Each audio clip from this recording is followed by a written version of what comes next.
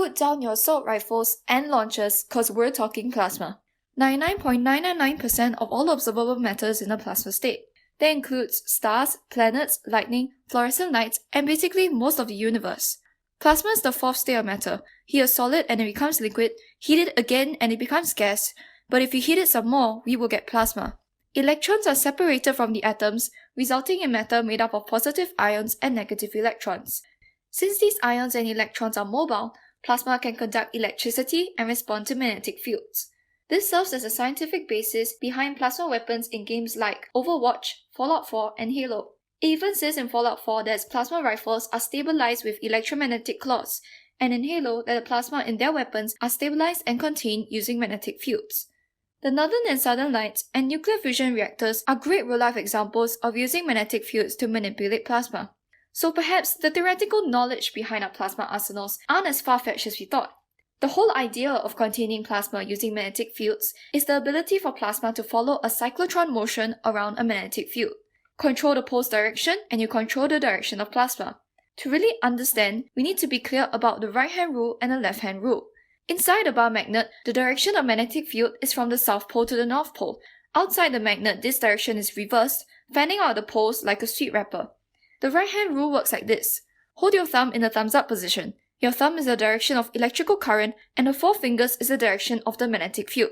This works on the basis of Ampere's law, which states that any electric field will produce a magnetic field. Apply this to a solenoid in a closed circuit with a current. Now everything's switched around. Your four fingers represent the direction of electric current and the thumb is the direction of the magnetic field lines. The electric current produces these magnetic field lines that pass through the center of the coil. Remember this term because we'll come back to it. Now let's look at Fleming's left-hand rule. Position your left hand like this. The middle finger is the direction of charge, the index finger is the direction of magnetic field, and the thumb is the direction of the force applied on a moving charge by a magnetic field. Given any two of the three, we can determine the direction of the unknown.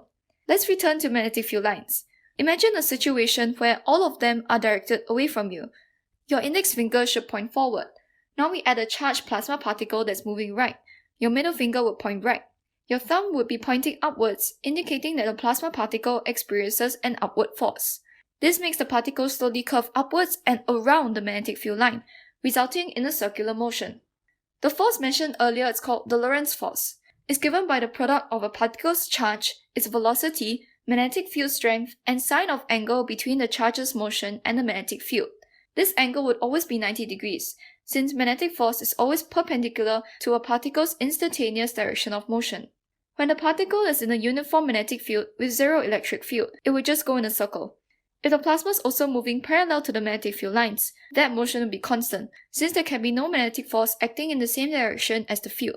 This gives rise to electrons and ions in plasma moving in a cyclotron motion around a magnetic field line. So it seems these companies have done their homework, and now we know how plasma moves in a magnetic field. It also seems you can contain plasma to some extent with a magnetic field line. Because plasma is so hot, making it into a weapon also seems pretty legit.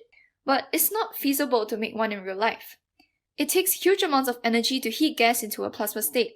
A nuclear fusion generator needs to be heated to around 100 million Kelvin, which is about 6 times hotter than the sun's core. These nuclear fusion generators are the closest we are to plasma weapons in terms of scientific reasoning, but they are extremely huge and unwieldy. Some argue that plasma blades used for surgery are the next best thing. The tips use relatively cold plasma, ionizing gas through a current arc, catalyzing flash upon contact.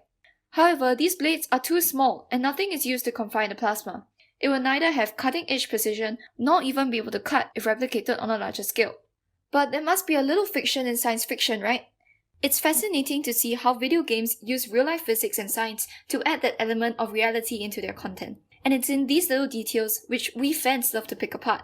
With this, I hope you have learned a little bit more about electromagnetism and a little bit more about plasma. Thank you for watching.